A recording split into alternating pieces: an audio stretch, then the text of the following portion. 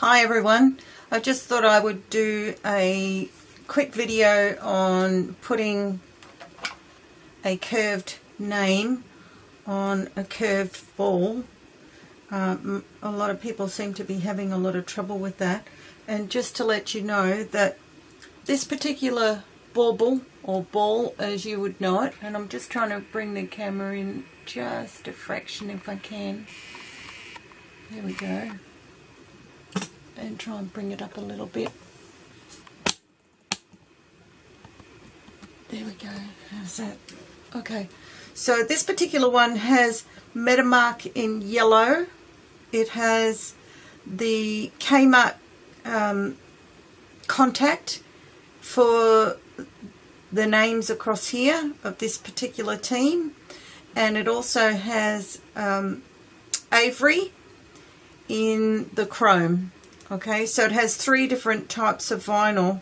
Oh, and the little details on the cup are actually the Kmart vinyl as well, or contact. I think they call it their vinyl. I'm not sure what they really call it. And I'm going to put the name on here, this Wendy, and this name is actually in the Avery, in the chrome. And I think a lot of people are getting stuck, as in trying to put it all on in one go. So I've got my own way of doing it. I actually sit the bauble, or the ornament as the American girls call them, into a roll of tape, because I find that they sit very nicely. I use glass, I don't use plastic. I just use all glass. So now this name, Wendy, is going to go onto this bauble, and I actually use the book cover contact as a transfer, because I find that the cricket, even though it's good with you know, with other mediums such as the glitter vinyl, etc., I find that it is a lot harder. It's a lot thicker, so it's a lot harder to work with. So what I'm doing at the moment is I'm finding the middle of Wendy, and that's why I fold it over just like you do when you're sewing. And then I find the middle on the bauble. Now what I've done is I've used this area here, this little loop, to give me the middle of what the front is over on the other side. So I know that by following that line and following that line that I'm going to get this in the middle. And though it looks as though it's on one side, it's actually in the middle. And I don't want to do it too low. So the first thing I do is to just pop it on there. Then I'll go to this side, to these lower ones first. And if you notice, I'm leaving this swirly part last. This swirly part here last. It looks so small in the camera. I'm hoping that you can actually see what I'm doing. And then I go down to the W for the Wendy. And I only put half of the W on at this point. So I rub it on fairly well. There's a few creases around the outside of the wording, but not actually on the lettering itself.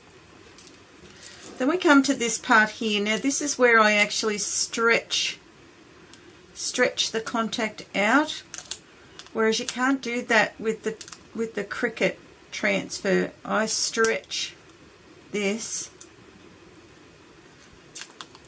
Yeah, it gives me a little bit of a crease there. So then I follow that crease around, and I keep following it until I get to there. So that's one way of doing it. The other way that I do it is I actually lift it. So I'll take this off.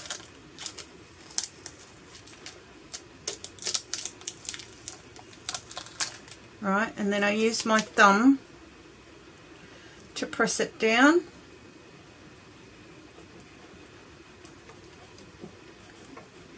And how's that?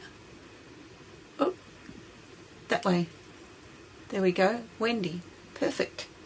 So, but before I finish it off completely, I put the transfer paper back on, or the contact paper. Give it a bit of a burnish so that I know that they're stuck on really well. Don't worry, the lettering won't come off.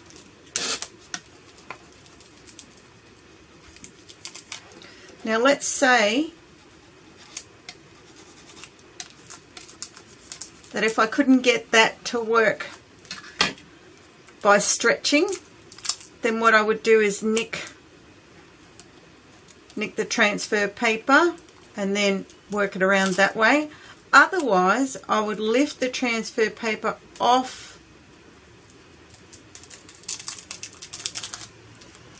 the lettering, and then using like a X-Acto knife, I think you call these, I would lift it up and I would work it round until I could get it to sit flat, and then I would burnish it flat. So I hope that helps you with your getting your rounds on the round ball, or the bauble as we say in Australia. Okay, thanks for watching. This is Shaz.